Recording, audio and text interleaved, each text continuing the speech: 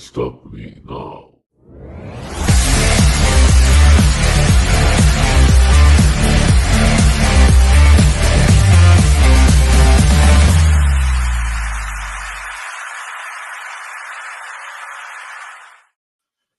What is going on, y'all? Y'all already know what time it is. It is time for the most uncut, unfiltered, and uncensored sports talk show you will find on social media. And man, oh man, I was on a rampage making a ton of top 5 lists, sending it out to my group chat, and let's just say people were more than pissed off with the top 5 list that I had to put out in said group chat. Now, honestly, we might be in the upside freaking down right now. The Chicago White Sox are currently in first place in the AL Central. The Knicks are one win away from securing their first NBA championship for the first time since 1973.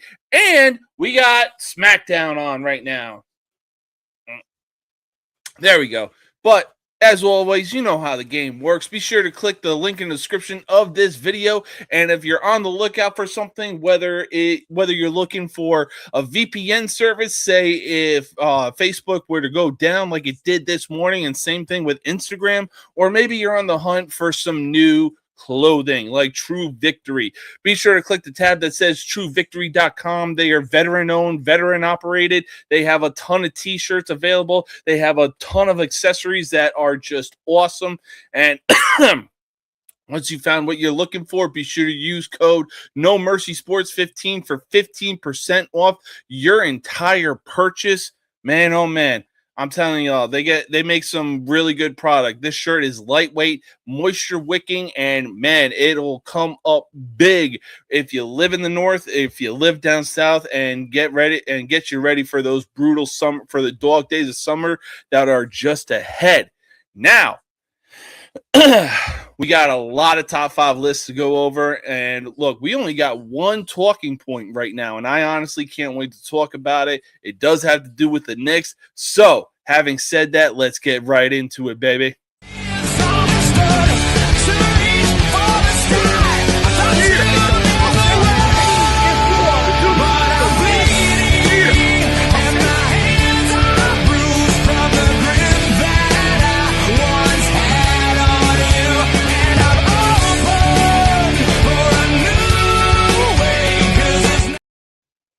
What it do, y'all? Y'all already know what it is. Let me talk to you. Why? Because, ladies and gentlemen, we are live. And what a beautiful day it is. Or I should say a beautiful Friday.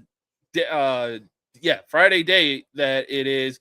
Especially after the fucking shit that was going down last night. If you tuned in for the Villains podcast show last night, man, oh man, thunder was a-clapping last night over here in Chicago. Woo! Even the tornado sirens was going off. But you already know how this works. I got somebody waiting backstage right now, and here he is.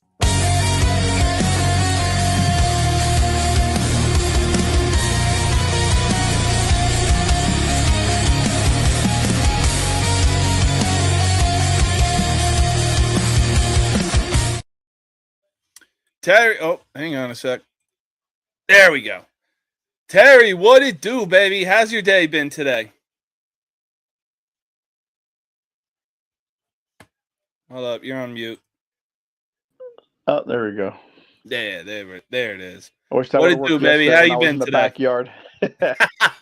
Playing with the dog? Yeah. Well, nice. No, I was chasing him. He had the damn spray nozzle in his mouth, running around with it. Hey, dogs are going to be dogs, man. There's nothing we really can do. Yeah, so let's see. Today, been organizing stuff, trying to get stuff ready as far as potential guests for my upcoming show. Nice. Yeah, one of the guests I reached out to today besides what we talked about the other day, trying to get in contact with LA Kings defenseman Drew Doughty. Ooh, damn, that'd be insane, dog. Yeah, if it happens, I'm hoping it does.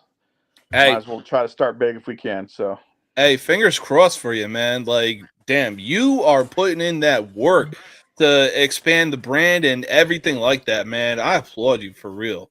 I just hope a certain mayor from Knox County agrees. Hey, dude, that might set us over the edge and like really get our name out there if he agrees to come on. Yeah.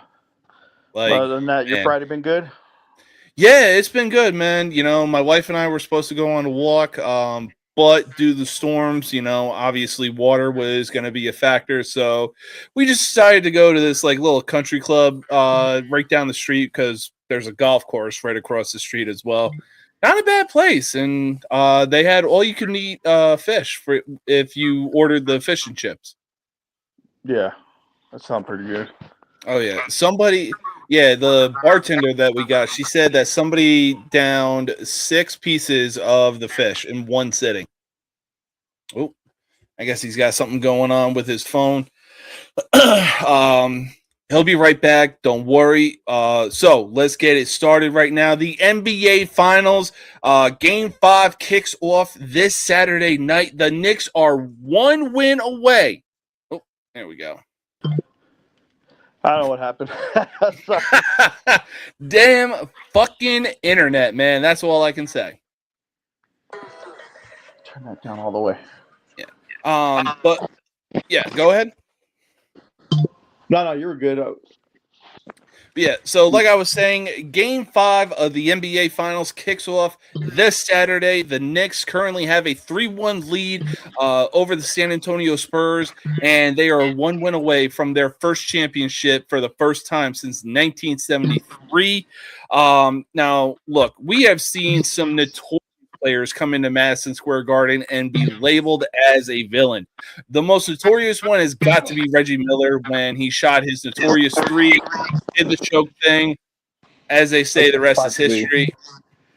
A few fast forward about 15, maybe 20-ish years later, Trae Young would be the most notorious villain for Knicks fans as Knicks couldn't get over the hump. I mean, this man was just straight instigating. He was hitting cold shots. He was doing his little thing. He was, rolling dice on the court during the play-in tournament. Let me stop you there respectfully. You can't overlook the Spurs and Knicks finals back from 98, 99, I believe it was. Very true. Very true. I'm pretty sure Duncan and Robinson are villains as well. I would agree to that because that would be what, their first championship for the Spurs? I think so. Yeah. And now most recently, Victor Wembanyama has now found his way into the conversation of being a Knicks villain. This dude, if you saw games 3 and 4, Wembanyama basically threw Brunson to the ground. Should have been a flagrant foul. Like he threw him to the ground so hard the man almost went to China. And then just out of nowhere, he decided that, he was going to go sweep the leg like fucking Cobra Kai and the Karate Kid and try to take out Anunoby for the rest of the series. Like there was no intention behind it whatsoever. With that said, though, that would be funny though. Try to see that man do a leg kick and his leg not break like Anderson Silva. You ain't lying, man. You ain't lying. But out of the people that Knicks fans have seen, label as the greatest Knicks villain of all time. I still have to say, to this day, even though it wasn't the finals or anything, I'm still going to go with Reggie Miller, just because of the beef, or not so much beef, just the jaw jacking back and forth between him and Spike Lee in the front row. And that'll forever be etched in history. I mean, he probably canceled any kind of movie deal he was going to do with Reggie Miller. He's like, yeah, you know what? Play it now. We're done. Oh, man. Yeah, no, honestly, like as far as the 90s and 2000s are concerned, I'm definitely going to have to go with Reggie Miller. But Wemby has a long way to go, and with the team that the Knicks currently have right now, I really think that they can do something. But for right now, Trae Young is definitely going to be that villain for or the modern day villain for the Knicks, especially. Yeah, he's been traded to the Washington Wizards, but man, oh man, like Knicks fans have not forgotten. They got a robot I saw on social media that was walking downtown in Tim's, and this dude was saying, fuck Trae Young. And even when the Knicks were winning, the Knicks fans were still screaming, fuck Trae Young. Like, damn, he's really in your head that bad. Like, move the fuck. Like, look, I get it. Holding on to a grudge is one thing. But damn, move the fuck on. So, but Game 5 kicks off this Saturday with everything that's been going on in the span of Games 3 and 4. Safe to say that we are in for a fight this Saturday. Let's put it this way. It's going to be a preview for what's to come this Sunday when the UFC hosts a fight outside of the White House. And just, this weekend is going to be physical. And I mean physical. And I'm honestly here for it. And I cannot fucking wait. Yeah, it's a crazy time to be alive right now. I will say that. And it's like I'm almost it's like an excitement like when you first get your first ever starter jacket from the 90s. Yes. Fucking yes. But yeah, so we're going to take our first and only commercial break. Like I said, we got a ton of top 5 lists to talk about and go over. I'm pretty sure maybe Andrew's working right now. I sent the link out, so hopefully he comes on and we're able to talk about these lists. We're still going to talk about them, but for right now, we're going to take our only commercial break. We're going to be right back with these top 5 lists. Wait till you see them. I'm going to do some more sharing real quick, so you might have to add me on here in a second. So, yeah, for sure, man. Computer's currently being utilized. No worries, man. It's going to be a bit of a commercial break, so we're good in that department. All right, sounds good. All right. Bye-bye.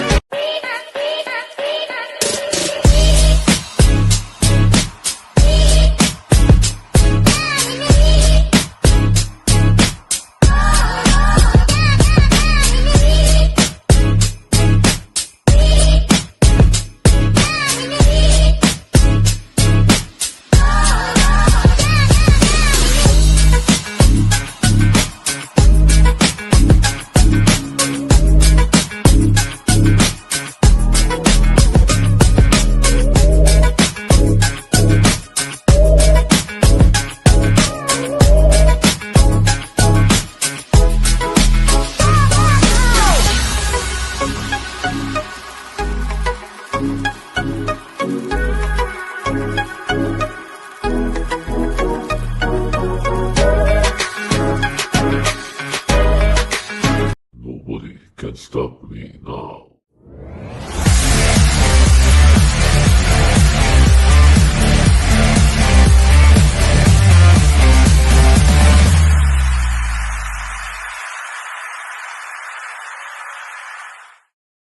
All right. Welcome back, y'all. Welcome back. That is our newest sponsor, being Cocaine Coffee, which is kind of ironic with the name that it gives.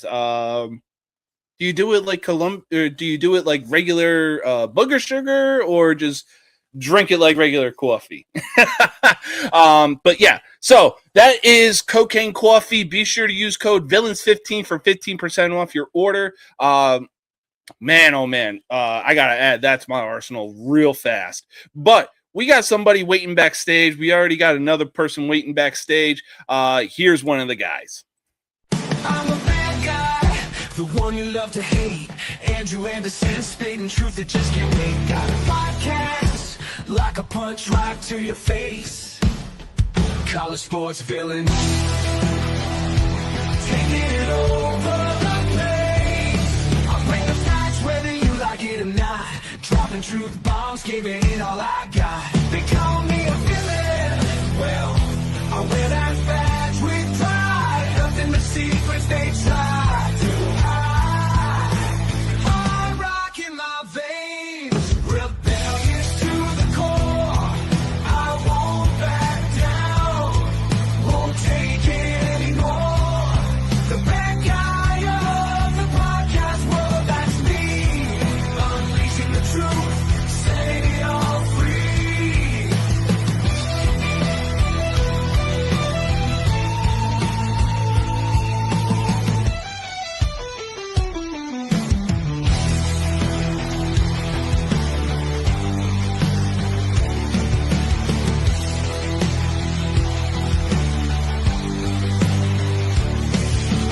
Unleashing the truth. Andrew, what it do, buddy? Loving the shirt. Yeah, gotta love it, man. All right, so Terry's been hopping on and off, trying to get things shared. He said computer's been occupied, but here he is.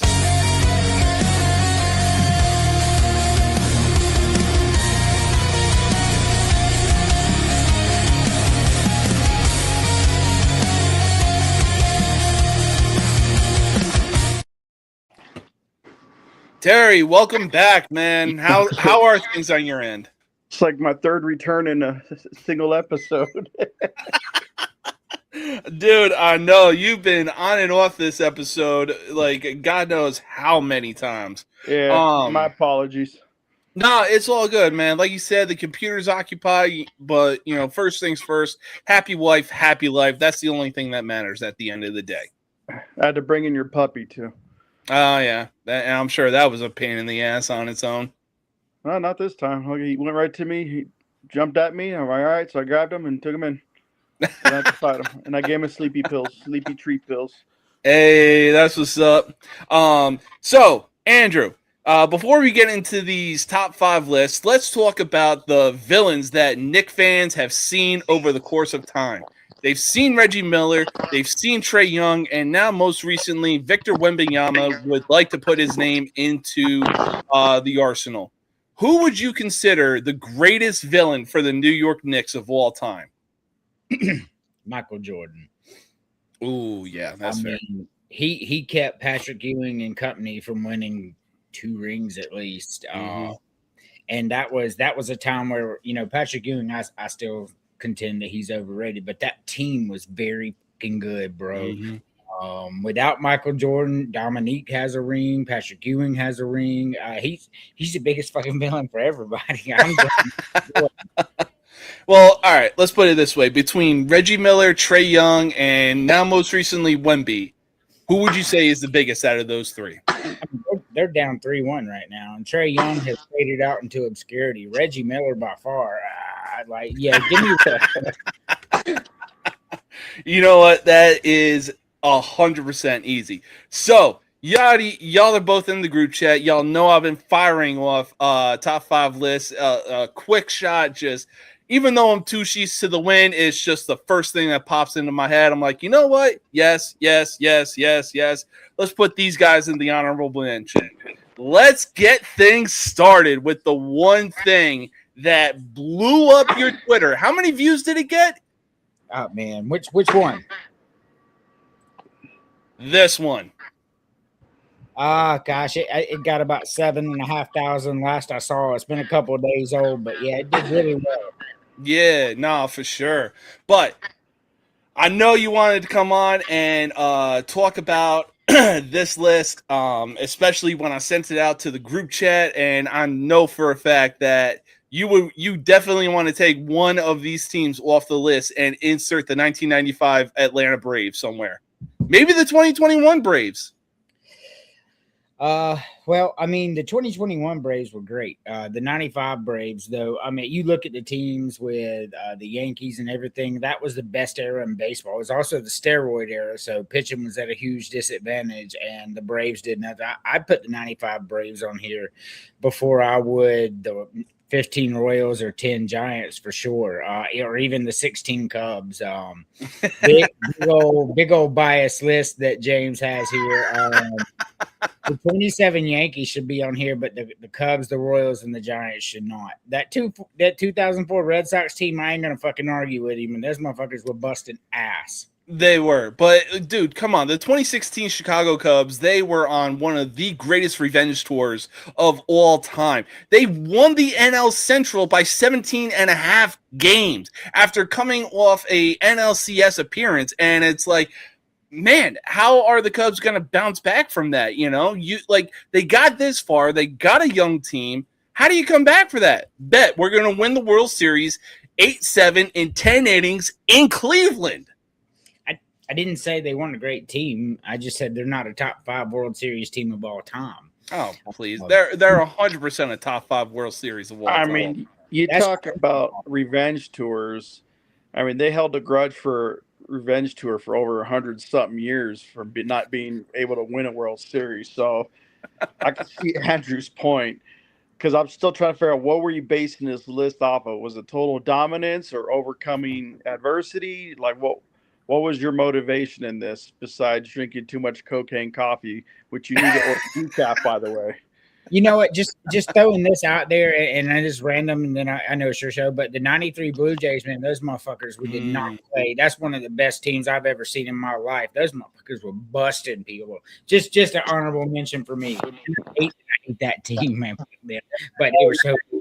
Hey, man, you ain't going to get no crazy talk out of me. I know this is my show and everything, but hey, you know, like, bro, you got fucking... You also have creative control as well. Like, if you see something on here you don't like, feel free to say, you know, that's fucking crazy talk. I did 2016 Cubs. But no, I will say this. So I went with the 1998 Yankees because, man, this team were destroying teams that were put in their way. They lost 2 games total in their playoff run. They swept the Padres in 4 games. They even had a better record than the 27 Yankees, and the 27 Yankees were dubbed Murderers Row. So, I mean, like, I didn't say anything about the 98 Yankees being on here. I 100% agree with them being on here. Man, I agree. They should be on here. Those motherfuckers were deadly. But yeah, I'll say this, you know, the 2016 Cubs and the 2004 Red Sox, this was, as Terry said, you know, about trying to overcome the adversity. Like, yeah, you're coming off of these types of losses in the playoffs. How are you going to bounce back from that? Bet we're going to win a World Series. That's what we're going to fucking do. The 04 Red Sox came back from being down 3-0 in the ALCS, and the only thing that Terry Francona was telling them, just go out there and have fun. Play baseball. You know, do what you've been doing that got us here in the first place. I will never forgive the fucking 2004 Red Sox. I will take that shit to my fucking grave, but at the same time, I see no reason why they shouldn't be included on this list. That's crazy, though. I noticed you It's left good. out an honorable mention because you look like you held a grudge from a certain team keeping you guys from winning 4 in a row. That's the 2001 Diamondbacks. Hey, look, the 2005 Chicago White Sox had arguably some of the best pitching going into the playoffs, and I think much like the 98 Yankees, they had only 2 losses to their names, but it was only due to the pitching that they had, and reasonably so. They had great pitching. But, I mean, the 2015 Royals were so dominant on their run, coming off a World Series appearance against the Giants. And they were so dominant in their run the next season, 8 out of the 9 players were starting in the American League All-Star game.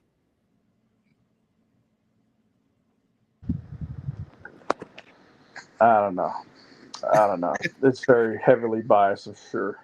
He just tried to make us feel good with the 2010 Giants throwing it in there. For some reason, the Royals. But No, look, bro, the 2010 Giants were stacked. Like, no, they were. finished, what was it? What was it? No. They finished with the complete team, too. Yeah. Yeah, but look, Madison Bumgarner, I think Barry Zito was there, still Mhm. starting.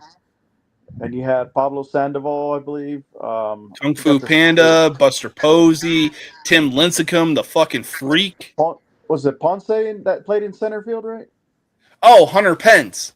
No, not Pence. It was some guy named Ponce. I have to look that up, but I was going to say, I'll probably have to look that up as well. But, I mean, look, I got to give credit where credit is due.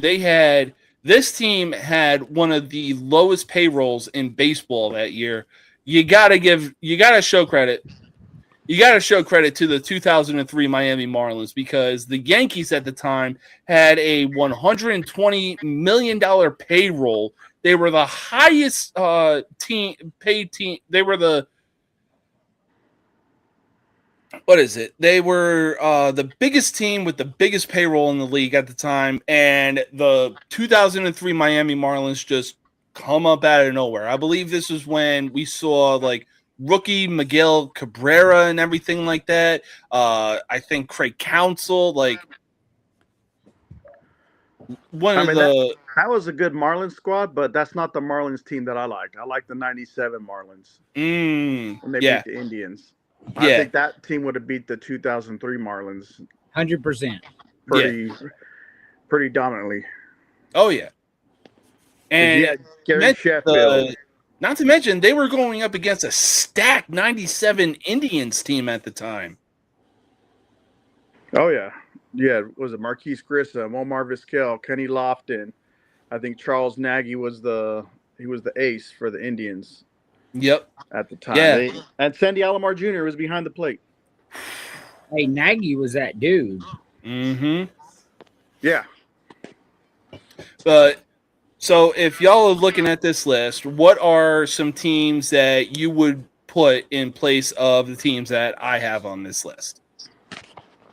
So I know Andrew said that he would put the 93 Blue Jays on there. Respectable. Joe Carter was that fucking dude. He was. He lived that moment that we always talked about. They always describe, bottom of the ninth, bases loaded, full count. And he hit that home run in the World Series to end it. I mean, that is by far my favorite World Series moment is when he hit that home run to end the World Series. No, wasn't it against the Phillies that he did it?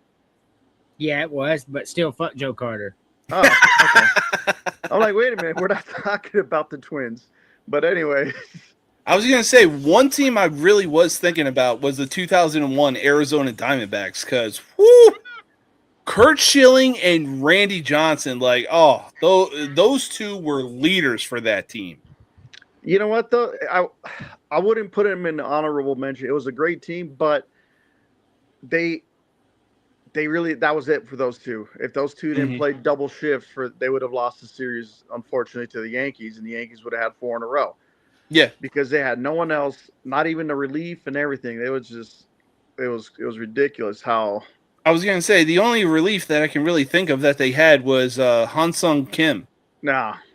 We don't Yeah. we don't talk about that one. He about gave the games away. Mm-hmm. No, I Met him believe in Korea though. Nice guy. it.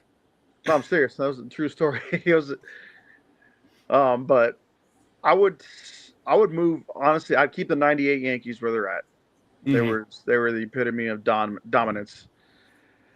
I would move the 2004 Red Sox to number 2, just because of the history they made that summer. And the roster that they had, my God. Yeah, and the Yankees were stacked too. Yankees are just coming off their wins or whatever. But I'd probably get the Royals out of there. I would put the '97 Marlins there. Oh, okay. I would probably put the Cubs. If anything for the Cubs, I'd probably put them at number 5 and put the 2010 Giants number 4. So my list would be as follows. So 98 Yankees, 04 Red Sox, 97 Marlins, 2010 Giants, and 2016 Cubs. That's a solid list. I ain't going to lie. That is a solid list. Andrew, what say you? What would your top 5 list be? Like, what teams are you taking out? What teams are you putting in place, or just, kind of just moving up and down? Well, 2016 Cubs are gone. 2015 Royals are gone. 2010 Giants are gone. I agree with the 97 Marlins, one of the greatest teams ever assembled and disassembled the very next year. The 95 Braves were a team of destiny as well. I'm putting in the 93 Blue Jays, even though the 92 Blue Jays were good as fuck too. And I'm going to just go ahead and roll up the 27 Yankees in there. And 98 Yankees stay. Yeah. I mean, you know what? No crazy talk whatsoever. Very solid list, guys. Very, very solid list and very valid argument as well. But with baseball, always comes some great baseball movies. Let me see where. There we go. So, like I said, I was kind of on quickfire with this one, but usually with baseball movies, it's like Brad Pitt said in Moneyball. I'm sure Billy Beane said this himself. How can you not be romantic about baseball? So, having said that, I got torched in the group chat on this one, but I'm not ashamed to say it. Here are my top 5 baseball movies of all time, with the honorable mention looking as they look. Fucking crazy talk. I mean, do you want me to do my top 5? Go for it, man. All right, number 1, Major League. I don't care what anybody says, it's the greatest baseball movie of all time. Absolutely loved it. Died laughing. It made you emotional. The plot was perfect. The people who played the characters were perfect. Major League number 1. Number 2, Field of Dreams for me. That's probably going to be the only right thing on this list. Right. Field of Dreams number 2. Number 3, I'm also going to go with Angels in the Outfield. Fantastic movie. It doesn't get enough love. I'm not very stacked cast too. Yeah, I'm not ashamed to admit I love that. Number 4, League of Their Own. Gosh, it was just such a good movie. Good stuff. Hey, yo, Vinny, what's up, bro? Vinny, man, we got to get Vinny back on the podcast. Maybe he can come on next week after. Number 5. I know this is going to like really hurt people's feelings or whatever, but I'm going to put The Sandlot at number 5. As much as I really did like that movie, it's not better than the other ones to me.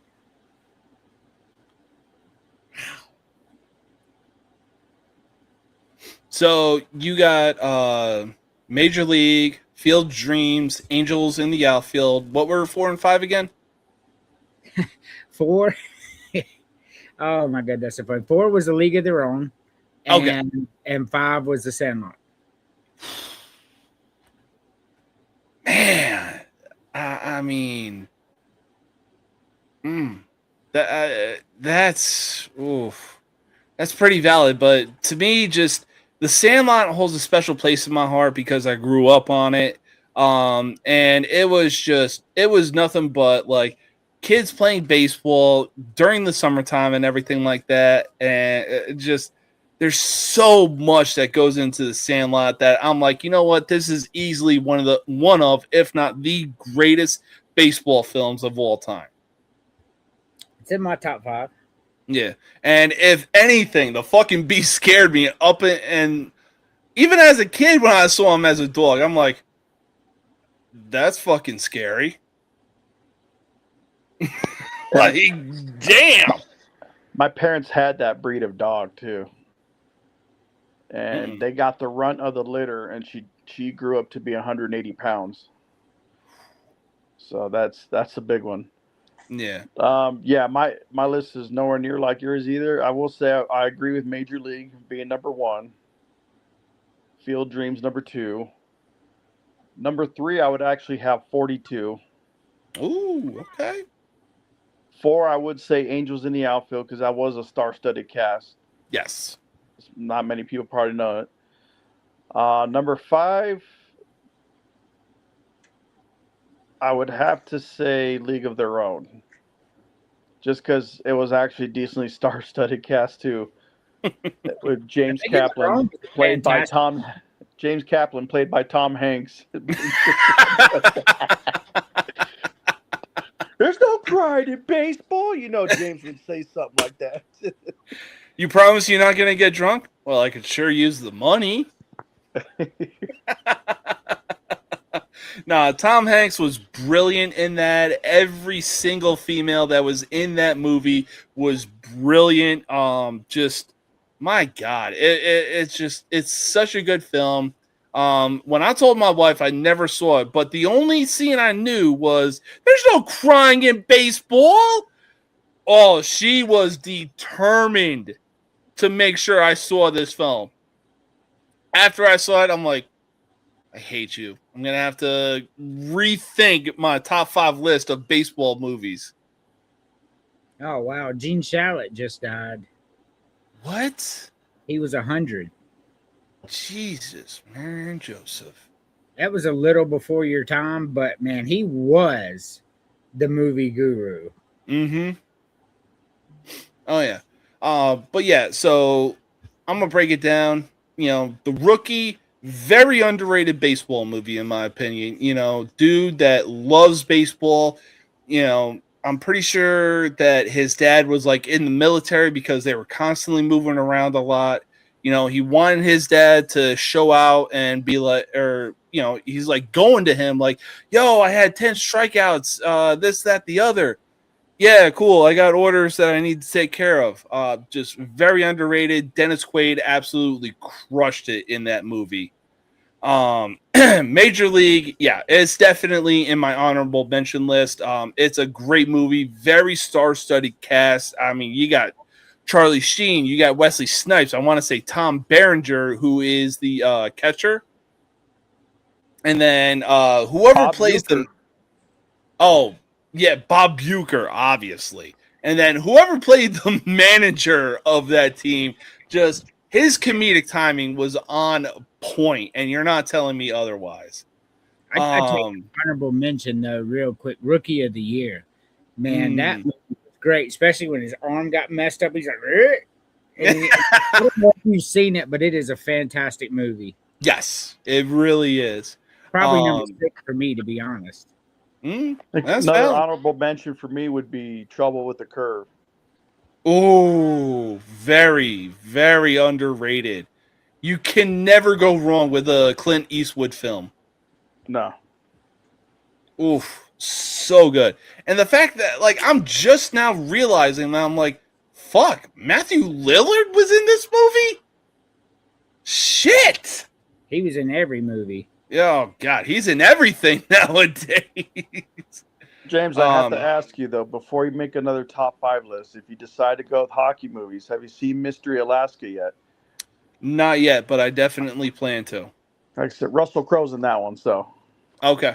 All right. But I'm gonna just say this for me, like whether it's 1 or 2, Mighty Ducks 2 and Miracle are literally battling it out for the 1 and 2 spot. But I probably would have to put Miracle in the 1 spot just because of like how insanely accurate it was to like actually what had happened with the actual 1980 Miracle on Ice team. I agree. That was a very great movie.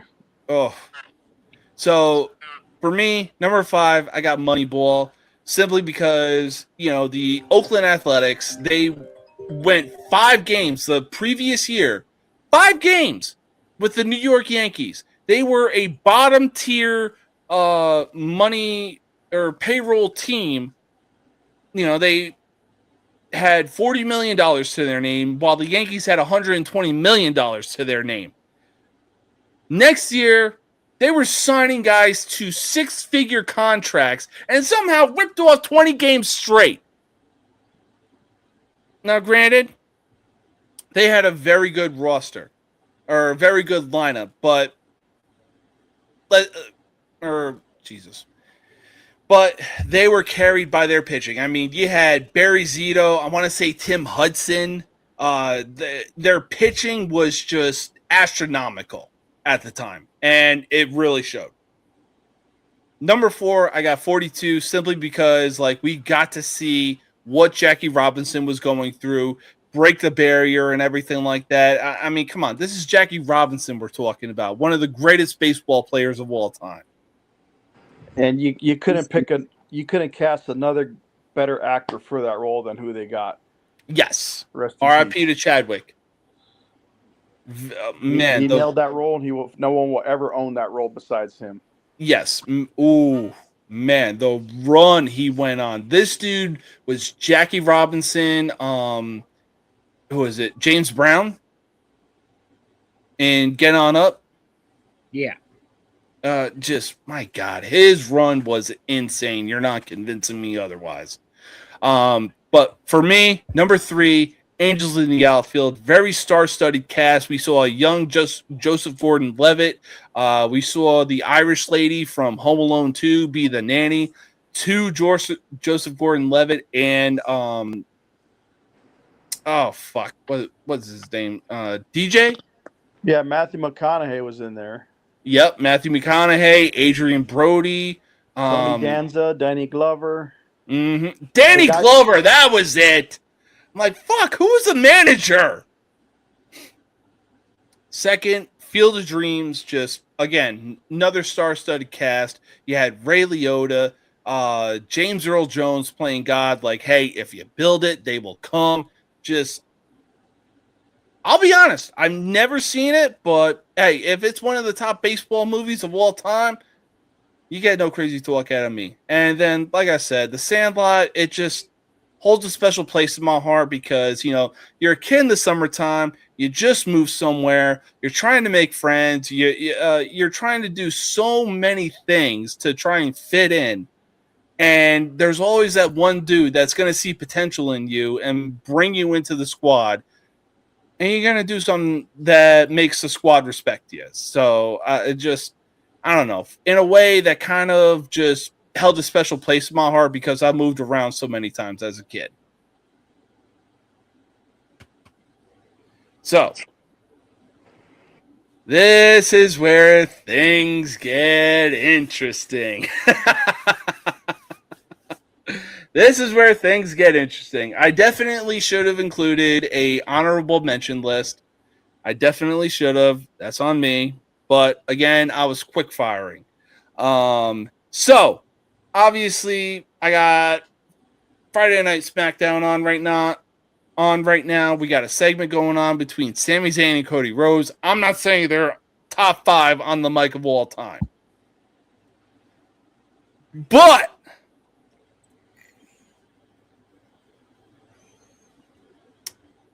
in my opinion, I probably should have, like I said, I should have included an honorable mention list. Dusty Rose definitely would have been on that honorable mention. I'm seeing Andrew's post on Twitter, and man, heavy comments towards my boy, L.A. Knight. Yeah, but man, this dude is going bar for bar, and he does his history when he talks on the microphone. So, having said that, though, what are some people that you're taking off the list? What are some people you're putting onto the list for this one? Alrighty, very first person I'm taking off this list is LA Knight because that's fucking crazy talk. I'm taking Triple H off this list as well. I like Triple H. Is he a top 5 all time on the mic? Absolutely not. I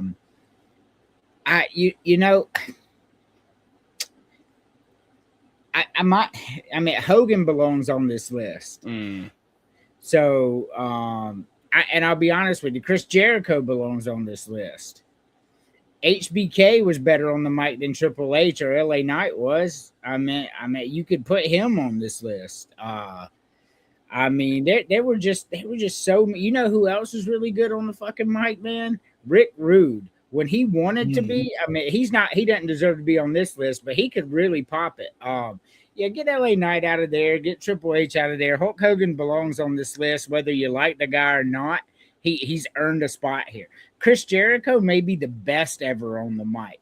I mean, he just comes in there, steals a whole segment, just arguing with somebody. He's like, you know what?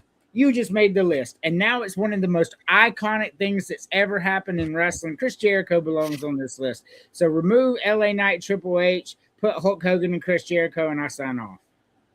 And remove Triple H and put HBK, then I sign off. But Stone Cold and The Rock, I won't argue. Both of them fantastic on the mic. Oh, for sure. Yeah, I'm getting rid of LA Knight and Triple H as well. You got guys like Jericho you left out. You got guys like, you said Hogan. Also, dare I say, I just had his name in my freaking head right now. John Cena. That's not crazy talk. It's not. I mean, I wouldn't put him like say top 5. So my top 5 would be, I'd say Stone Cold, The Rock, Ric Flair, Hogan. Well, no, scratch that. I'll put Stone Cold, Jericho, The Rock. Ooh, okay. Ric Flair, then Hogan for Mike. You know what? No crazy talk. Even when I made this list, I think I was coming off a walk, you know, like kind of that runner's high or something like that.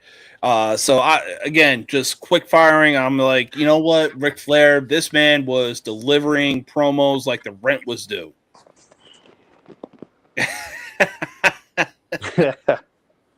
Run that simulator. Valid. Run that simulator.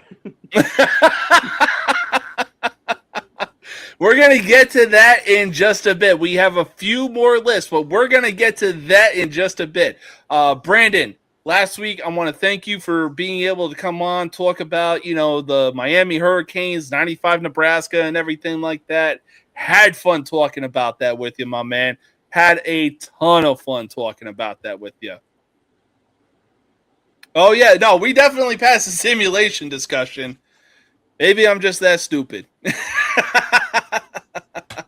But next top 5 list. This is the one that might stir some britches.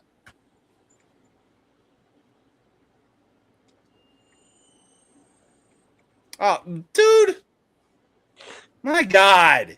My fucking God. You could have brought it. All right, I want the smoke every single time. I'll duck a lot of things, but fate ain't one of them, my man.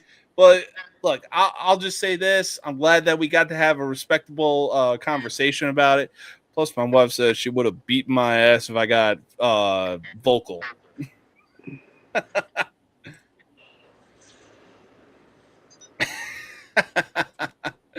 But yeah, here's another top 5 list that might stir some britches. The top 5 technical wrestlers. Tell you what, Oh boy. I'm gonna let Terry go ahead with this. I gotta go do something my wife asked me to do. I'll be back in like 2 minutes, and then I'm gonna dissect this shit. So, in my opinion, this is my top 5 list of technical wrestlers in the WWE, or even if they were in WCW. So, I wouldn't necessarily consider Shawn Michaels a technical wrestler. I'd say he's great all around. He could technical wrestle, he could high fly, just like Eddie Guerrero. So honestly, those two I would take off, because if I'm talking strictly technical, I mean, those guys could do it also, you know, Dean over HBK. He was the man of 1,000 holds. That he was. I would put probably Kurt Angle number 1. That's valid. I would have Bret Hart probably number 2. Benoit number 3. Mr. Perfect, who I think is severely overlooked for this category, I would honestly put him in at number 4. I mean, I look at your honorable mentions. I wouldn't put Jericho, because I think he's also like Shawn Michaels. He can do it all. You can go off the top rope and do the technical stuff, just like Eddie. If I had to pick a 5th technical wrestler, I would probably say, this might take a little bit.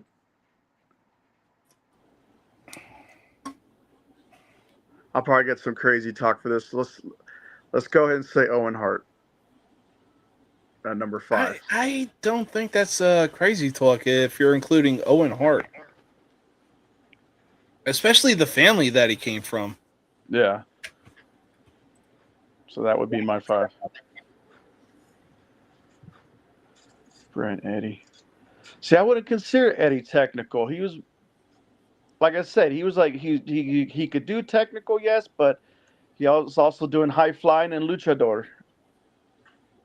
So I mean, Man, Eddie Guerrero would roll you up and tie you up. Eddie Guerrero was a fantastic technical wrestler. Yes. But his high flying stuff, yeah, it throws you off, because like you remember Eddie flying through the air, but most of the match, man, he was fucking you up like Bret Hart was. I mean, you know. Yeah.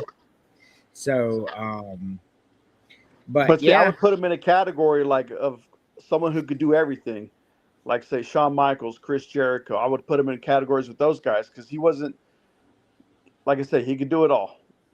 I know he could technical wrestle, but if I'm going strictly off technical wrestling, where that was like, you know, their specialty, no disrespect to Eddie, one of the all-time greats, but that's where I stand with it.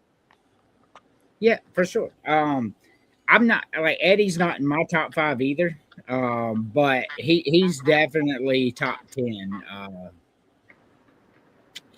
But my favorite wrestler of all time, and probably, I mean, just top. He's top 5 of all time too. Greatest entertainer. Shawn Michaels. He doesn't belong on this list to me. Not when I think of technical wrestling, like, you know, Owen Hart neither. I liked Owen Hart, and he could do most of it, but no, I do not. So I'm taking Shawn Michaels off this list. I'm taking Eddie Guerrero off this list. Benoit definitely deserves to be there. Bret Hart, Kurt Angle. I'm throwing in Dean Malenko for me, and then after that, you got to go Kurt Hennig, Mr. Perfect. That's my top 5 right there. Now, I mean, next week I don't know what I'll work. If I don't close, I would love to do top 5 best wrestlers of all time. Oh, for sure. What's your opinion? No, I'll be sure to make a list of it and send it out in the group chat and everything. Yeah, for sure. What's your opinion on if some people considered the British Bulldog technical? What technical did the British Bulldog do? That's what I'm trying to figure out. Some people put him in that category because he did a lot of training with the Hart. He dungeon did and do a lot everything. of training, but mind you, Bret Hart in SummerSlam of '92 literally had to carry that match. Nah, This Bulldog, dude on something right now. Bulldog was a power wrestler. Santino is top 5. Hell yeah, he is. If you do a category of wrestlers who made other wrestlers break character, you should do one for that one.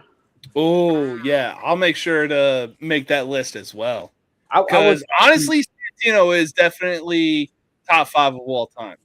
I would And tell you same who thing can be said for R-Truth. I'll tell you who else, man. El Matador, Tito Santana. That Mm. motherfucker was a great technical wrestler. I mean, he doesn't belong anywhere near this list, but I mean, he was fun to watch. But no, British Bulldog was a power guy. Like he didn't really do anything technical. He may have done an arm stretch, but he's basically clothesline, throwing you, stuff like that. So I mean, just because he trained with them doesn't get him even on the honorable mention list for me personally. No, that's valid. We just got to start cooking. I mean, look, the only reason I got Eddie in there is because the dude was cooking. Reason why Shawn Michaels is my number 1 for technical wrestlers is when you got people that are saying that you can have a wrestling match with a broomstick and still make it a 5-star match.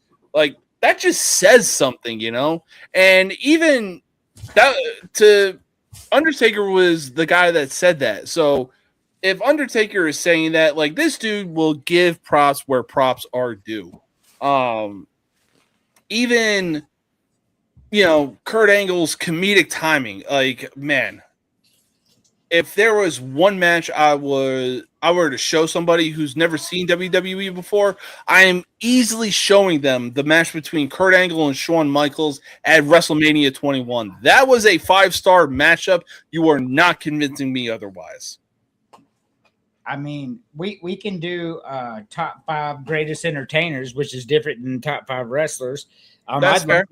I'd love to do that because, you know, I'd little preview. Shawn Michaels is definitely on the top of the list of that one. Like that, he could have a 5-star match. Absolutely. Technical wrestler, he's not the greatest. Like overall wrestler, he's not the greatest of all time. But the overall do everything, I'd put him at number 1. I completely agree with everything you just said. Yeah, and yeah, Brandon just said it best. Benoit versus Angle at the Royal Rumble 2003. That was a hell of a matchup. I just watched that one like a month and a half ago, something like that. I put it on, and that match was fantastic. Stands the test of time. Yeah, easily. Another great one was Angle and Guerrero. Yeah. Oh, WrestleMania 20. Yeah. That was a hell of a matchup. All right, so we're going to kind of take a left turn at things. We all love music. There's no doubt about that. But I kind of veer. Ooh, what are those? Green tomatoes? Squash. Ooh, okay. I'm gonna fry them up, and I'm kind of doing like a Asian night. I'm gonna grill some chicken. I'm gonna toss it in some chili sauce, put it over some jasmine rice. I'm gonna saute some peppers and some squash. Like that stuff's fantastic. It's Emily's recipe, but since she's working, I'm cooking. What's the address? I'll be over in about half an hour. That sounds awesome. It is fantastic. It's her recipe, but I'm fixing to hopefully make it half as decent as her. I mean, hey, as long as you follow the instructions, that's the only thing that matters. Thank you, James. I told her before we left the tattoo shop, because I got a little tattoo today. She got a big one. I was like, send me directions specifically, word by word. She goes, you're so bougie. I'm like, to send me directions to follow makes me bougie. I swear to God, right in front of our friend Jimbo, the tattoo guy. She's like, you're so bougie. What? Because I want instructions how to make it like you bougie? Look, I'll have my bougie moments, but just send me the goddamn instructions. That's the only thing you gotta do. I will follow them to the goddamn T. Thank you. So I'll say this. I am a very avid listener of music. Obviously, I know both y'all are too, but one of my go-tos is, was, and forever will be hip hop, rap, whatever you want to call it. So do it. I'm about to tear your list up. I was hoping you would put this one on. I got my list in my phone. Let's do it. Let's fucking do it indeed. Here is my list of the top 5 rappers of all time with the honorable mention. Andrew, I know you want to get this shit started. Fucking run that fade. No, I'm gonna let Terry, because I am pulling up everything that I have on this. But afterwards, I promise you, this is gonna be must-see TV. Hey. So all right. So I don't want to keep people waiting from that must-see TV. So I'll just say my top 5 real quick. At the top, I have Tupac, number 1. Number 2, I'm gonna have Snoop Dogg. oh, Wild Number stuff. 3, I'm gonna have Eminem. No, sorry, scratch that. No, I was right. Sorry. 3 Eminem, 4 Biggie, and 5 I'm gonna go with. I will say Nas. ooh, wow. That- Excluding Lil Wayne? Dude, that's wild stuff. That is. You know, I'm gonna trash James's list in a second for sure. But Bring it. it- Bring it. and I love him too. But in what world is Snoop Dogg a top 5 rapper? Like maybe top 5 entertaining guy, but rapper, he does not belong in the top 5. That's wild. I think the one thing that Terry is trying, or one of the things that Snoop has to his name is, you know, he was brought on by Dr. Dre, and, you know, just the samples that Dre, or instrumentals that Dre was putting out, and Snoop was like, hell yeah, I can vibe to this. I love Snoop Dogg. He's probably in my top 10 favorites of, not probably, he is in my top 10 favorites of all time. Hey, don't be disrespecting Ice-T. Like, bro, go listen to the song Colors. Woo! That man is saying things in that song. Man, So I guess Brandon meant to go get James then, since I don't listen to Ice-T. all right, y'all ready for this? Bring it. All right, so first thing I'm gonna do, Biggie is not a top 5 rapper of all time. That's Yes, crazy. the fuck he is. Get him off this list. Oh, get the fuck out of here. Get him off this list. And your honorable mentions, Twista. I love Twista. Overnight Celebrity is one of the most entertaining songs ever, but Twista belongs nowhere near this list, man. Get him out of here. Eric Rankum, I got you. Tech Nine, I don't know too much about. I've heard a song or two. Has no reason to be on this list to me. But Twist is wild, bro. I gotta make this overnight. Like that's a no. Hey, but bro, Overnight Celebrity, get me. The dude has a freaking lineup. So does Tech Nine. This dude has literally matched up with Falling in Reverse and even Corey Taylor from Slipknot. Like the dude is all over the place. Listen to Am I a Psycho? Like there is nothing this guy Tech Nine can't do. that's fantastic. That's cool. I'm glad you think so. That I disagree. But let us partake into. I mean, because I believe, and we can ask my wife. That should be here for a second. I believe I like hip hop more than y'all do. I believe I've listened to rap 14 million times more than y'all have. That you said that's my go-to, my 60s Motown and my rap. That, you know, and after that 90s alternative. The greatest rapper of all time, whether you like it or not, is Tupac. The cultural impact he had on top of his rhymes, his voice, Dr. Dre putting the beat behind it, it just worked. 100%. Tupac's the greatest rapper of all time. And to be quite honest with you, it's only close with one other who I'm about to name. I have no idea what he's talking about. Number 2, Nas. Nas is the second greatest rapper of all time. The Nas disrespect is wild to me. Even when I listen to people's top 5 lists on X, and I'm very prevalent on X. Like I'm, I'm interacting with a lot of people, man. Nas is the second greatest rapper of all time. Number 3, a lot of other people won't like this either. Eminem. He's the greatest selling artist of all time. I absolutely love his albums. I don't listen to it anymore. Because I am a Christian and there's a lot of things on there that I shouldn't be listening to.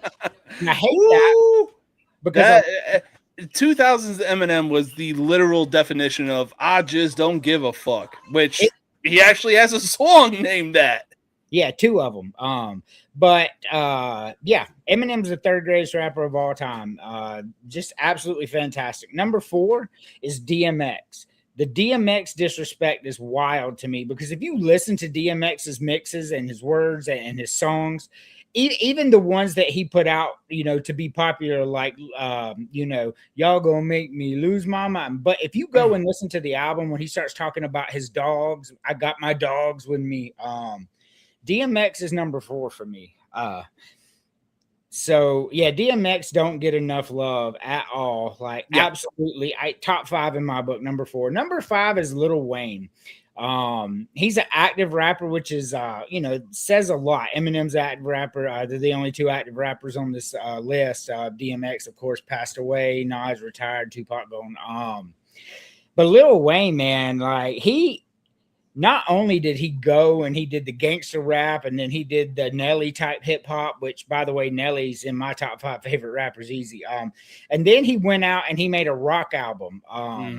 Like the versatility of Lil Wayne may be unmatched with everybody besides Eminem. I think if Eminem did a rock album, that shit would sound pretty good too.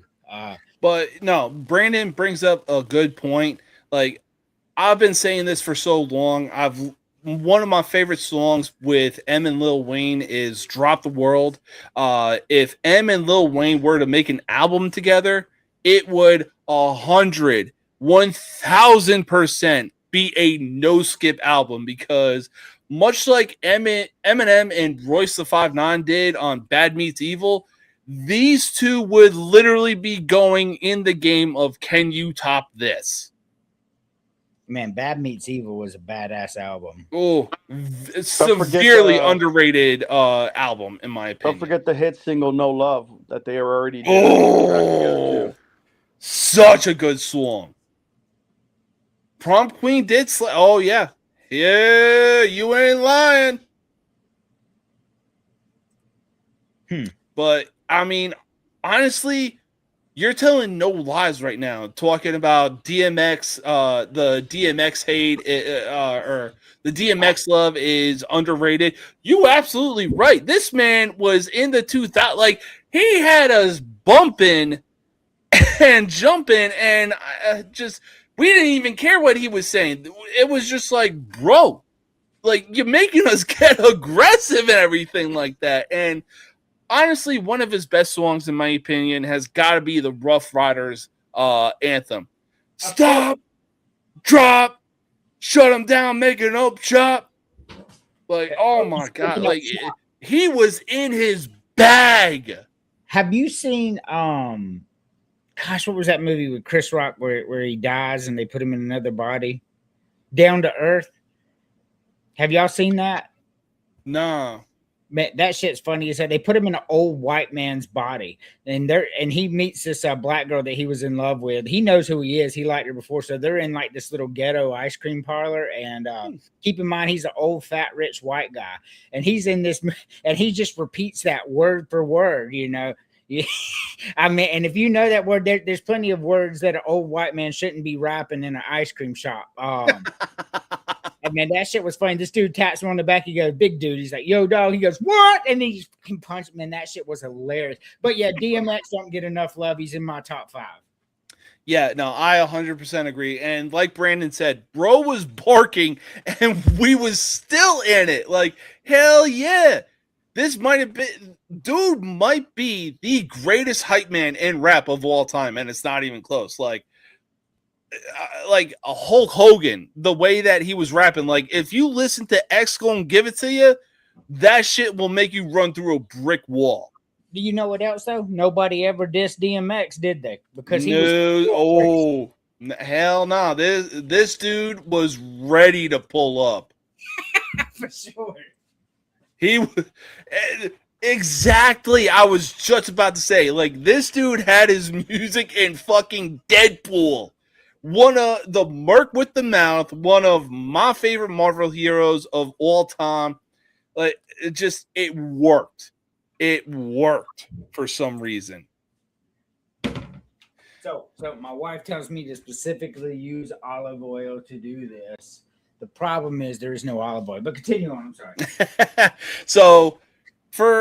So I'm about to go over it. So for my honorable mention, Twista, in my opinion, is severely underrated. One of the greatest Midwest choppers of all time. This dude can fucking spit. Listen to Adrenaline Rush. Listen to Get Me. Listen to Overnight Celebrity. Just listen to Midwest Meltdown. Like, the dude that made that song is just the side character. Tech Nine and Twista own that song. Oh, for God's sake. Was I gotta put Soulja Boy on there. Was Overnight Celebrity, is that the one he did with Jamie Foxx? But no, I'm just saying, Twista, in my opinion, is very severely underrated and doesn't get enough love that he should be getting. This man can spit bars. Crazy Talk. Was that the song I'm Crazy thinking of, Talk. He can spit. We are talking about the goats of rap, man. Like you and I, He's go back. underrated. That's what I'm saying. Much like you say with DMX, Twista is underrated. Wait, we not doing underrated. DMX is one of the greatest rappers of all time. Twista is not. He is, though. He can fucking spit. Hey, he can rap for sure, but does he belong in a top 5 rappers of all time discussion? No, that's wild. Oh, Millionaire, riding dirty. Brandon chose to do the troll tonight. One of his best songs, and it's not even close. Riding Dirty by Chameleonaire. Oh my God, easy. That is the only song I know by Chameleonaire. So very, very true. But like I said, I got Tech Nine as well in my honorable mention list because, again, he can spit. He will give anybody a chance that deserves a freaking chance. This dude, so there's a rapper that I listen to by the name of Chris Webby. This dude went on a song called "Oh No," and it is. Oh, is it insane? But this dude will give anybody and everybody a chance. This dude did a song with a fucking porn star. I will send it out in the group chat. Next up, Rakim, easily. Oh God, if you haven't listened to When I'll Be on the Mic, you missing out. That is easily, bar for bar, flow for flow, one of the best songs I've ever listened to in my entire life. And that may have come out in the 2000s, but Rakim is easily known for 80s and 90s rap and everything like that. So, there's something to be said. I don't call that crazy talk at all. But if we're talking about underrated rappers, that he does not belong in top 5 discussion. But I think one of the most underrated rappers ever is P.D. Pablo, man. Like if you go and listen to his albums, and I don't mean just North Carolina or I Got the Need for Speed, those are good songs. But if you just go listen to his albums, man, one of the most underrated dudes ever. I fuck with P.D. Pablo. I was gonna say one of his best known songs is Freak a Leak. Yeah. Oof. Woo! That had everybody turning up in the club. But starting my number 5 spot is easily Nas. I know you got him, what is it, 2nd or 3rd all time? I really don't know why people are saying that Jay-Z is the better guy when it comes to New York rap. Nas is head and shoulders above and easily dissed fucking Jay-Z with Ether. So we talking about the most overrated rapper of all time. That's Jay-Z. Yes, period. I 100% agree. I have seen a video on TikTok where it said, what is a controversial music take that will have everybody looking at you like you're crazy? And somebody said, there is not a single time when Jay-Z released an album where he was the best rapper of like the years that came out. Like, you know, because bro, what I'm about to say makes a ton of sense, because the guy went on to say, you know, 95, 96, 97. Obviously it was Biggie and Tupac's year. You know, they were crushing it, especially going into their beef and everything like that. And then I think he mentioned 98, 99. It was DMX's year. And then that's when Eminem broke out. What the fuck was Jay-Z doing? And then from 2000 on, it was just every single fucking 2000s rapper that you could think of. Nelly, Ludacris, Eminem. Like, the list went on. And Jay-Z was nowhere near that fucking list. Hey, look, man, I'm going to be honest with you. Nelly's way better than Jay. Nelly's my favorite Easily. rapper of all time. Easily. We can do a list later, but I'll go ahead and spoil. Nelly's my favorite rapper of all time, man. Nelly, I mean, if somebody ever come to me and be like, man, you want to play Nelly or Jay-Z? Man, what the fuck are you talking about, man? Ain't you better put Jay-Z. that country grammar on fucking full blast. Look, man, you got a lot of viewers, bro. Yes, sir. Yes, sir. Let's fucking go. Number 4 spot is easily Lil Wayne, because this dude is basically freestyling on his albums. And like, my God, his mom even said that, you know, he was writing down pages after pages after pages after pages of rap songs and everything like that. She accidentally threw it out one time. He rewrote the same goddamn thing. And then now it's just like he goes into the booth, says what's on his mind. And I'm just like, man, bro, your mixtapes speak volumes. But the Carter 3 has got to be one of, if not the greatest selling albums of all time, because that really launched Lil Wayne into superstardom, and it wasn't even close. Eminem is definitely in my number 3 spot. I know I say that, like, I'll go on social media and say that he should be the greatest of all time, because he, you know, like us, was white, came into a profession that was black dominated. Hold up. Yes. Yeah. Oh, yeah. I think one of the Drought mixtapes that he had was easily one of his best mixtapes as well. But yeah, just Eminem came into the game. He knew he had to prove something. So, oh God, just he's so good lyrically. And when you're talking about going after somebody, you know, whether it's dissing them or something like that, if you go after Eminem, you best not fucking miss. Like, for God's sake, Eminem dissed MGK so hard. Like, I'll say this, MGK was good as a rapper. But the second that he went after Eminem and made him change genres, I said MGK. Hey, just his early work. That's all I'm saying. He was a good rapper during his early work. That's all I'm saying. I'm not saying he belongs on this list. I'm not 100% saying that. He was just a good rapper. You want an unpopular opinion real quick? So beefing with Eminem killed his career. That's true. Yeah. But yes. But he killed Eminem on that fucking freestyle, bro. He fucking killed him. I mean, M came back strong, and that's cool and all, but MGK killed him. Like, that may be unpopular because people don't like him. They love Eminem, but man, he was roasting Eminem, bro. It was good, but like M said, like, yo, you're insulting me on one line and then complimenting me on the next. Like, choose something. I mean, he was, but I mean, like, so Eminem used to do that when he was beefing with Benzino, right? He would talk about him being old and all that, and MGK just turned that shit right around and like popped it. I mean, I'm telling you, man, he roasted him. Whether he lost the battle, he lost his career or whatever, but he roasted Eminem as good as anybody I've ever heard. Yeah, I'll agree to that. I will 100% agree to that. But yeah, so number 2 spot, I got Tupac. I love Tupac. I mean, this man is still releasing albums, and he is still 6 feet under.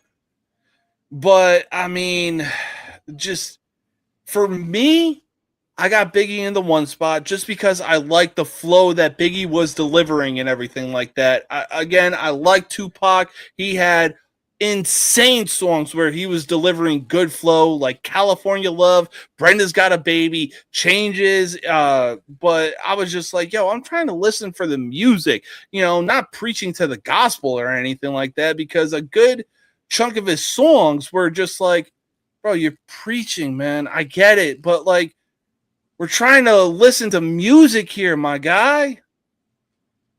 Yeah, bro.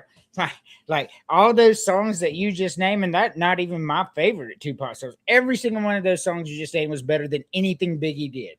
Oh, come on. Even better than Big Papa? Better than Hypnotize? Yes. Oh, get the fuck out of here. Oh my god. Man, you tripping hard, bro. I mean, Biggie did a freaking song of Spit Your Game with oh god, who was it? Bone Thugs and Harmony. Hey, look, they're underrated, man. I love Bone Thugs and Harmony. Oh, get the fuck out of here, Brandon. Get out of here. You just tripping. We trying to help you. Well, if you think I'm tripping right now, because I know Brandon about to light me the fuck up. I'm ready for the smoke, Brandon. Bring it, baby. Where is it? Here we go. This is, and I know you wanted to be on this show simply for this list and this list alone. Let's talk about it. Go. I mean, yeah, you're gonna go outside with me because I got to get the grill started. So I mean, like you really want me to do this right now? Hell yeah, bro, bring it. There's a reason I got No Mercy in the name of this show. Alrighty, I mean that's cool with me, man. I gotta move. Are you out of here? Yeah, you guys have a good night. We'll talk to you later. Hey, thanks for coming on, my man. Thanks for having me. Yeah, enjoy the rest of your night, man. All right, we'll do. These cats gonna knock this off. I'm gonna have to. All right. So, bro, I showed you the goddamn proof. What proof? The proof that if 95 Nebraska and the 2001 Miami Hurricanes, it is the literal definite. I asked AI this. Probably not the best thing. But I asked AI, Copilot, like, yo, if the 95 Nebraska Cornhuskers were to face off against the 2001 Miami Hurricanes, who would win? They literally said there's no definitive winner. It is the literal definition of the immovable force with Nebraska's offense meeting the immovable object being Miami's defense. So you used which AI? What was it called? Copilot. Okay, I've never heard of that. I'm not talking shit about it. I don't know it. So I asked. No, that's all good. I asked Gronk, and Gronk's a big time AI. Okay. And I actually sent it to you. I sent it in the group chat. It was clear, very clear that 95 Nebraska wins this game. I mean, it's crazy talk. Crazy talk. So I mean, the 01 Canes, man, they probably about 3 or 4 on my list. What? Yeah. You higher than Lil Wayne right now. I mean, how though? The 2001 Miami Hurricanes are widely considered the greatest college football team of all time. They had 38 picks in the first round alone. Now, Brandon and I talk. Get the fuck out of here, Brandon. Get the fuck out of here with that bullshit. Get the fuck out of here. Oh my God. Ed Reed and Sean Taylor alone would give Burrow, Jamar Chase, and Justin Jefferson nightmares for weeks. And that's Ed Reed and Sean Taylor. I'm not including Jonathan Vilma. I'm not including Vince Wilfork. I'm gonna be honest with you. That 19 fucking high, LSU Brandon. team, the way that they played ball and how quickly they spotted up, I mean, like 0-1 Miami would not know how to handle. They wouldn't know what to do. Like that offense was fucking nuts. Now their defense could be penetrated, but I mean, Ken Dorsey, I mean, doesn't strike fear in my heart. Oh, yeah, no, I agree. The only reason that Ken Dorsey looked like a superstar was because he had guys like Andre Johnson, Jeremy Shockey, the three-headed monster in the backfield being Clinton Portis, McGahee, and Gore. I 100% agree. Like, Ken Dorsey was like, oh, my God. It was just the fact that he looked good with the talent that he had around him. I mean, Ken Dorsey will always go down as one of the best quarterbacks in college. I won't take that away from him, but I mean, you're playing with a cheat code at that point with that offense. You're just playing with a cheat code, and especially you're playing in the Big East. And this isn't a dig at what you're saying. 0-1 Miami accomplished, but those teams were fucking super ass, bro. Like they just ass. They never really got tested. And you know, but it's just. I don't know, man. 95 Nebraska, and I watched it. I watched all this. I'm old, bro. I've been watching college football since 1985, and I watch it every year intense. I have a whole podcast about it. College football is it. I've never seen a team like 95 Nebraska, man. Fucking Steve Spurrier's Gators went up in there, right, to play them, and the SEC was the top dog, bro. So they went in there, and the Gators were actually favored in this game. They were so good that year. Fucking 95 Nebraska beat them down 52-20. I was like, God damn, man.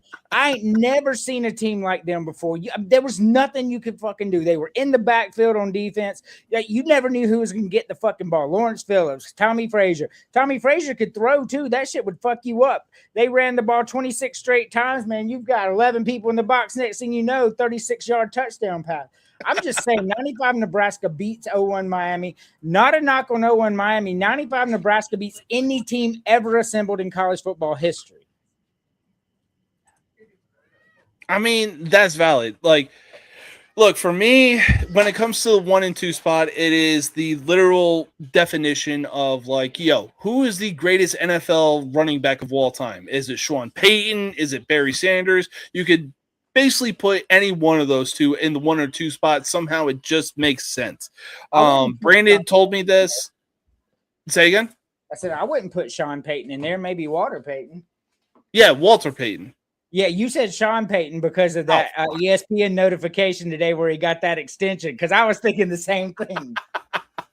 Maybe it was. But yeah, you could put Walter Payton and Barry Sanders in the 1 or 2 spots. Somehow it just still makes sense. That's how I feel about the 0-1 Canes and the 95 Nebraska team. Like, just you put them in the 1 or 2 spots, somehow it just makes sense. But the one thing that Brandon brought up that was like, you know what? That's actually a very valid point. I didn't think to put that into consideration. We didn't know just how successful. Yeah, but Brandon, like you said last week, we didn't know just how good the 2001 Miami Hurricanes were going to be moving on from the college level to the NFL level. But, hey, a lot of things lie, but numbers never do.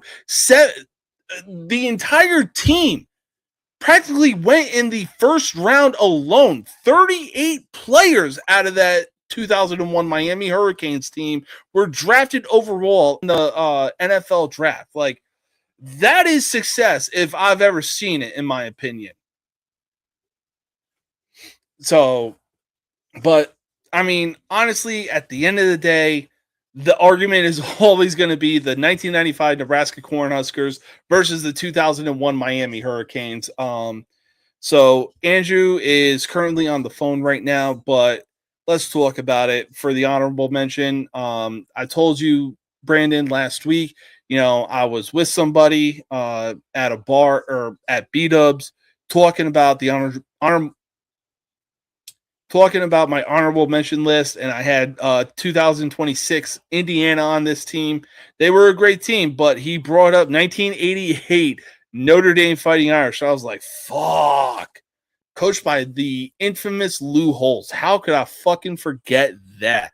So as good as 2026 Indiana was, I'm going to boot them off the list and replace them with the 1988 Notre Dame Fighting Irish.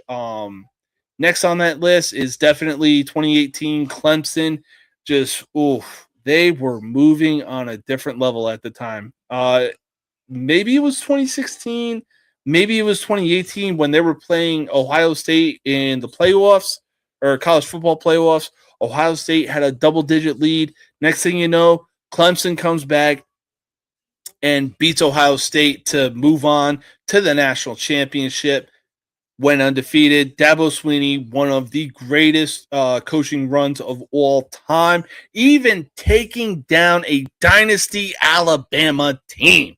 Are you kidding me right now? Like, that is forever a bragging right that you will forever be able to hold over somebody's head. And then closing out the honorable mention list,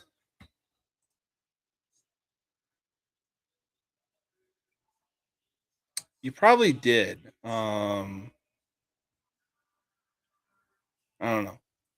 You probably did. I'm just not 100% sure. Yeah. Or actually, yeah, you probably did. And the reason for it is, you take Cam Newton off that team. Are they getting to the national or are they going undefeated? No. Are they getting to the national championship? Fuck no. Like, if anything, if you took Cam Newton off that 2010 Auburn team, they probably go 500 at best.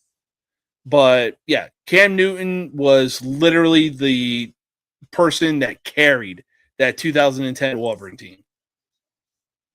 Yes, exactly. Like we said, the only other dude on that 2010 team that we can think of was Nick Fairley. They had a coach, but Cam Newton was carrying that team on his back.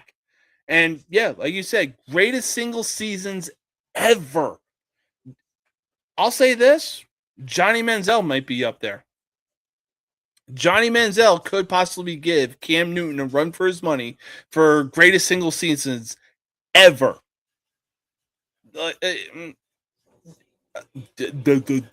Johnny Football himself said, like, I felt like the harder that I partied, the harder that I played. Yeah, man. 2004 US, or what was it? 2003 USC when Matt Leinart won the Heisman Trophy.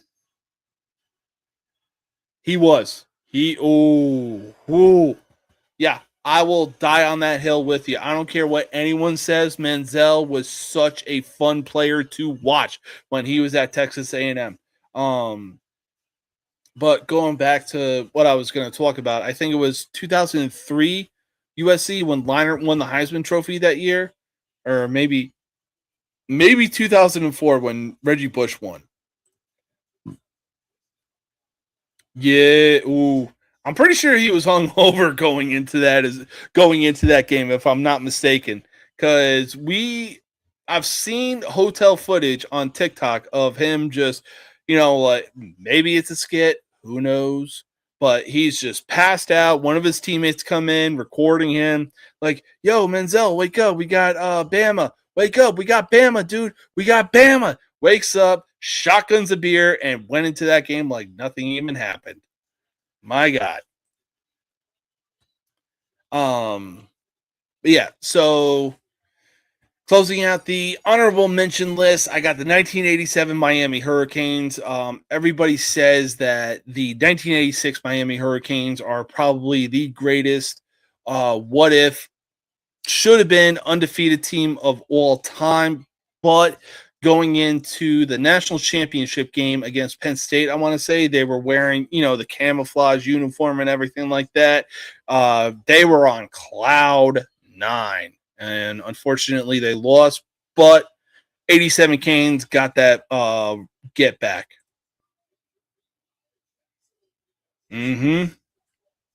Yeah, he was. Bro, imagine the money that he'd be making in today's NIL transfer portal. Oh my God. Whew, that man would make a career out of college football in today's NIL transfer portal. And it's not even close. So yeah, no, I'm 100% agreeing that Johnny Manziel is one of no, for sure. He'd definitely be making, like you said, between 10 and 12 million in today's NIL. He'd probably be staying at Texas A&M, or he'd probably just be going where the money is and making that team look good the same way that he made A&M look good. But yeah, so number 5 spot, I got 2009 Alabama. Just that was Mark Ingram's team. You're not convincing me otherwise. I know they were stacked at the time.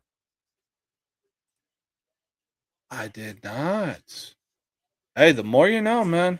The more you know.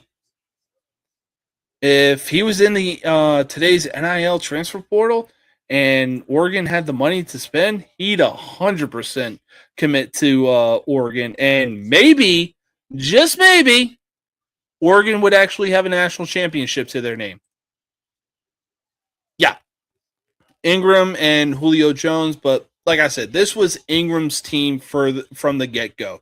You know, like he was the go-to guy, and then obviously I believe it was McCarron. Throwing the deep ball to Julio Jones, but at the end of the day, who won the Heisman Trophy? Mark Ingram. And, they went into the national championship, beat down who they needed to beat down, undefeated champions. And then next year after that, 2010 Auburn, carried by Cam Newton. Again, one of the greatest single seasons ever for a quarterback. Cam Newton carried that team, and you're not convincing me otherwise. Third spot, 2019 LSU.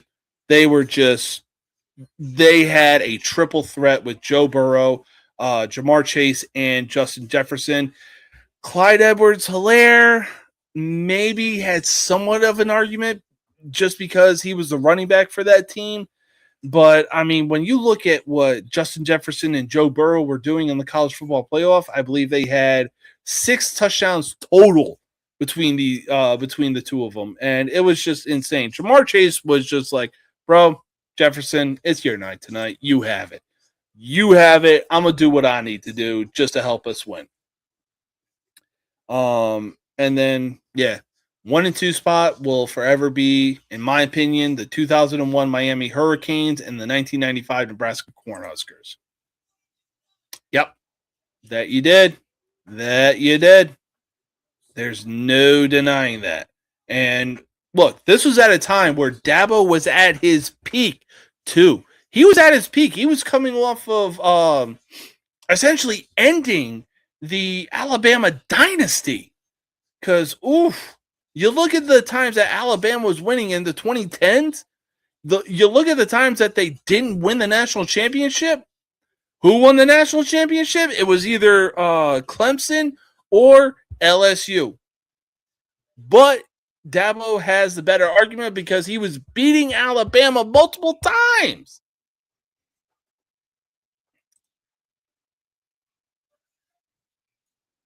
That they did. Yeah, they were on a bit of a dry streak for quite a while because I think, what was it? They lost in 2016. That was around the time that Deshaun Watson got drafted. I think they won in 2017. They didn't win in 2018. They didn't win in 2019, but I get what you're saying.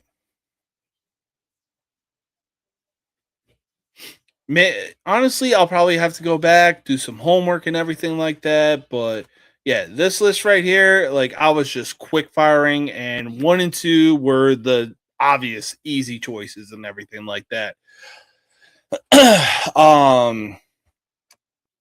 So yeah, this is my list for top 5 undefeated college football teams of all time. Maybe I should put 2020 Alabama in there. It's like the how many licks does it take to get to the Tootsie Roll center of a Tootsie Pop? The world may never know. World may never know.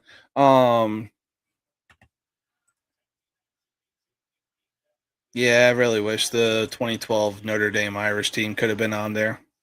Really wish they could. But Manti Te'o said it best himself. You know, the Notre Dame team was hype in 2012 when they faced Alabama in the national championship. Then Notre Dame saw Alabama walk by, and they were just oozing aura. Maybe Brian Kelly, or was Brian Kelly on that? I don't know who the coach was in 2012, but yeah, Alabama decimated our asses, and that was when I went on to hate Alabama for quite a while. And now that they've been knocked down because Nick Saban left and they're just doing their own thing, yeah. Oh, dude, we didn't get beat by Bama. We got decimated by Bama. Whew. Even like I said, Manti Te'o himself was like, as soon as Alabama was walking by, he goes, "We're not winning this game." Yeah, just I don't know. A lot of what ifs for Notre Dame as well. I gotta say, a lot of what ifs. But having said that, though, it looks like